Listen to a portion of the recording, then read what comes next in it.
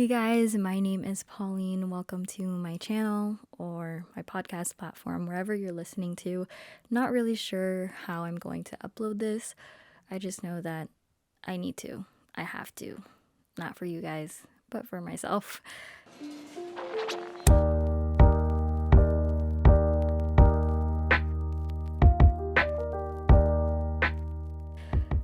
Has been long overdue, and I can be a perfectionist at times.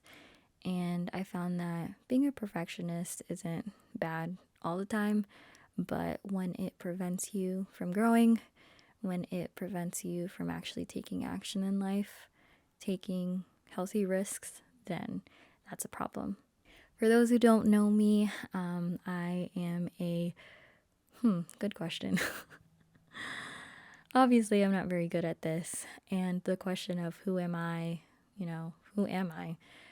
has been a pretty frequent question in my head for the past couple of months, and maybe some of you guys can relate. One interesting thing I found is that sometimes we are trained or we already assume that we have to have a quick, savvy answer as to who we are. And I think that was the biggest struggle for me the end of 2021. I was so used to telling people, yeah, I have a podcast, I'm a podcast host, I do art, and that's it. And I knew that I was so much more than that. I just didn't know how to put in words, and I didn't even believe it for myself because of so many thoughts, so many insecurities, and we're going to dig deep into that. But some quick background before I get into this, and also to talk to you guys. This podcast is for anyone in general. My podcast is under the subcategory of self-development, but I don't want it to make it seem like this is a video, or I don't want it to seem like I'm giving you suggestions on what to do with your life. I think we are all trying to figure it out. I think we will never stop trying to figure it out or ever figure it out in general. And I think that can be a cool thing as well. And so this video is also for creatives and artists out there who are struggling and trying to figure out what their role is as a creative in this world. And so a couple of days before 2022 hit, it just felt like another year, but also there was some anxiety with that, and I had a lot of questions that I wanted to ponder on before getting into it. And when I decided to come off of social media for a while, I know it's not the first time I've done that, and I think taking breaks from social media should be normalized and should also be something that you don't necessarily have to tell people. I highly suggest you guys take a break when you can, when you have to, and to really listen to your body and your mind when it comes to certain things like that. And I knew this was something I had to do to really focus on the things I needed to ponder and think about and reflect on, because we can easily, move on with the next tasks in life and just be so stressed and anxious about what's next. And that's normal. So yeah, the biggest question I had as the year approached was, who am I and what's next? Specifically with what's next for me as an artist and what's next for Pause, Sip, and Ponder. Because I had been pushing out podcast episodes, but I didn't feel, very fulfilled in those last episodes. I felt like I should be doing something else, but I was afraid of even accepting that. And I think that's what happens when we are so, drawn to this title or, whatever you put in your bio, kind of living under that for a very long time can be very dangerous. And I'm super grateful for the people I've connected with and I guess helped. And just being vulnerable really does, connect people and lets people know that, they're not alone in whatever journey that they're in, whatever season that they're in. And so I did. I went with it. I continued to put stuff out, continued to put podcasts out, but I still felt some emptiness inside of me. And I learned that I wasn't able to give anything to anyone because I didn't have anything left for myself, anything to really give. And so, not too long ago, I have been comfortable in saying and accepting that I'm not done with Positive and Ponder, the podcast specifically, but I'm ready to surrender it, to, I guess, release it, to let it go. That doesn't mean that I'm not going to be, posting on my podcast anymore, but I knew that I had to not prioritize it as much to be able to grow as an artist. Positive and Ponder is so much more than a podcast. I want to venture out in different creative outlets, which I've tried to discover and explore throughout the years. And I'm so grateful for what it's become, who I've connected with because of it, what I've learned. But I believe that I think it served its purpose, that purpose within that time I was in, within that season, within those years of me, just learning and growing and developing. And to me, towards the end, it just seems so repetitive. And also at the same time, I feel like I didn't give myself enough time to actually apply the nuggets of wisdom that were said in those episodes. I see so much potential in Positive and Ponder and what it can be. And I know that I have to venture out and not limit myself to just the podcast.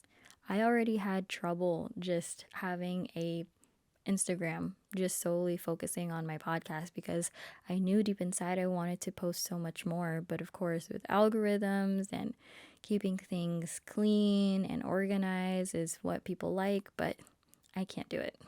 And for me personally, I just don't like being in one spot. But I found that because I made certain decisions that were, safe and comfortable, and, just because I knew what I was doing doesn't mean that it's for me anymore. So I had to unlearn a lot of things. I had to reclaim myself as an artist. Now that I'm not on social media and I'm not scrolling, I've had a lot of more time to read and to take notes and to apply it. And one of my favorite books that I've read so far is called Unlearn by Humble the Poet. And so some of these things do derive from that book, and some things that I've really enjoyed and have taken notes on. I had to let go of the pressure of making people happy all the time. I was being hard on myself too much, and at the same time, not enough. I was pushing myself in areas that didn't necessarily needed to be pushed, and I wasn't prioritizing the areas that had to be, refined and looked at. For example, I was prioritizing keeping up with a upload schedule when I actually had to prioritize making time in improving as a writer, improving as a host, improving my life, improving the relationships in my life, just so many areas. And I really needed to learn how to prioritize and create things without having any agenda, really. I've lived countless shifts and pivots in my life, and I know it's inevitable. Change is something that's always going to happen, but I feel like I've been through it so many times that I get frustrated when things change, when you work so hard towards something or you put so much energy towards something. And that's not just with the work that you do or the art that you do, but, the effort that you put into mending relationships. And for you, it might be that job that you've been at for years and you are uncomfortable knowing that you should probably leave. Some artists out there may be uncomfortable with changing their styles or changing their mediums, which I definitely went into. Dreams change, passions change, we change, and seasons change. And what I found is that you can either work with it or work against it. And when we work against it, most likely we will just run into a wall.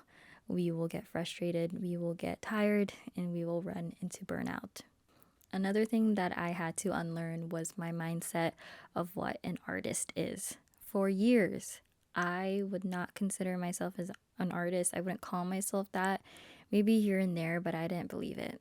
The last time I really dedicated daily to art was back in high school. I was basically an artist since I was a little girl and dedicated so much time to it. I got into a magnet program in high school, which paved the way for me to get accepted into my dream art school. But after accepting that I couldn't afford it, then things kind of went downhill from there. I went to community college, life happened. I chose to do early childhood education, which was like a safe path for me and a safe, route in terms of career and education. So I put art kind of under the rug or put it on a shelf and didn't really have much time to really focus on it. And I found that, oh, well, if I don't have this spark anymore to do art daily, if I'm not making or producing anything, then I guess it was just a hobby. And I accepted that. I actually believed that. And over the years, I can definitely say, I guess I could call it my artist's soul was whispering to me this entire time, but I would be selective in hearing because I was prioritizing things that at the time seemed important, and they probably were, but I just wasn't really listening to it. I get emotional just thinking about it, looking back, and saying it out loud because I can't help but sometimes feel like I wasted a lot of time. But a friend told me that no time is wasted. Sometimes we'll just get distracted from what's really important, and you do have to go through moments of, losing or not having something in your life for you to really realize how important it is. And that's exactly what happened with art and me. Again, back in high school when I was in that magnet program, you were defined as an artist by how much you put out, and there was a lot of competition and comparison. And so that got to my head, and I know that's not what art is mainly about. That's just the last thoughts and perspectives I had on it from then. And so now today I found that being an artist isn't defined by how much you put out. It's not defined by how perfect it is. It's not defined by how many followers you have, how many people see it. Being an artist is really the fact that you are doing something that you love, creating for the sake of creating, showing up every day as an artist for yourself, for the purpose that you have for it. And being an artist is creating despite circumstances in life and finding the beauty in things. Therefore, I had to let go of a lot of things that I couldn't control. From the book Unlearn, it says, "We don't always have the power to change our circumstances, but we can change how we feel about them." And boy, was this hard, and this can be applied to every area of my life. I always try to be prepared. I always try to be productive and proactive. Planning things lessens the anxiety that I have. It prevents me from running into possible outcomes, and that's the problem. There's nothing wrong with planning and being, proactive and preventing the worst case scenarios to happen. But sometimes we will just focus on that, and that prevents us from actually moving forward. We waste time thinking about the past and the future too much, and where we don't focus on what's happening right now in the present, which is basically the only thing we can do, use, observe for, the next day to happen. But the next day hasn't happened. So what's really important is right now, where you are right now. And if it involves letting go, if it involves being patient and waiting and waiting and waiting, then so be it. And that leads me to this last point, which is things don't need to be certain all the time. And that's what I had to learn after high school.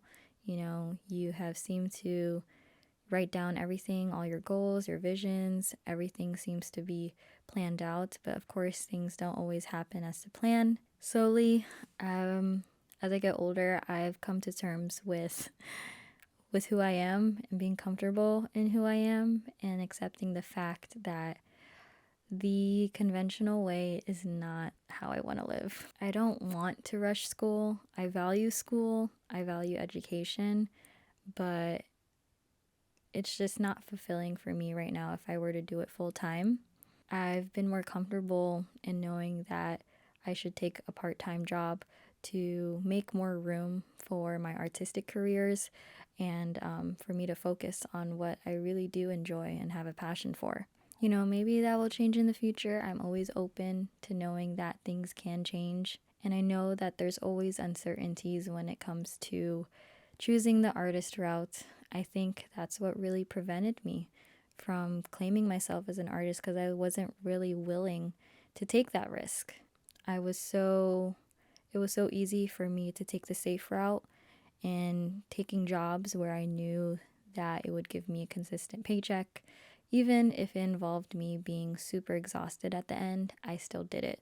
Later on, I thought what was safe, what was comfortable for me was the best way, but actually, it was the most harmful thing that happened. And again, everything happens for a reason. And I definitely learned from it, which is something we do have to do when going through trials. But I've learned that I would rather struggle in something that I love than struggle in something that I don't. And what I can say in conclusion is to make decisions, guys, that are meaningful to you. Make decisions that are intentional. Walk with love. And make decisions in your life that will lead you to the ideal life that you envision for yourself. I had to relearn how to dream again throughout this process. I had stopped dreaming for a long time ever since I was, a preteen because of my circumstances.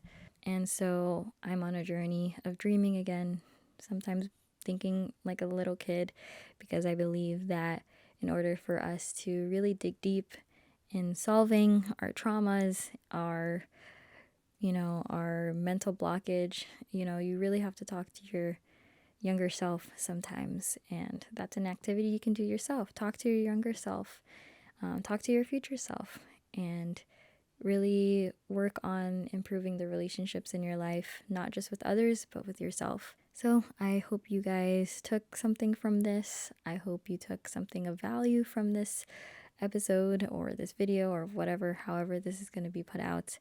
I just want to say thank you for everyone who has stood by me. Thank you to everyone who has been patient with me. And thank you for everyone who has supported me.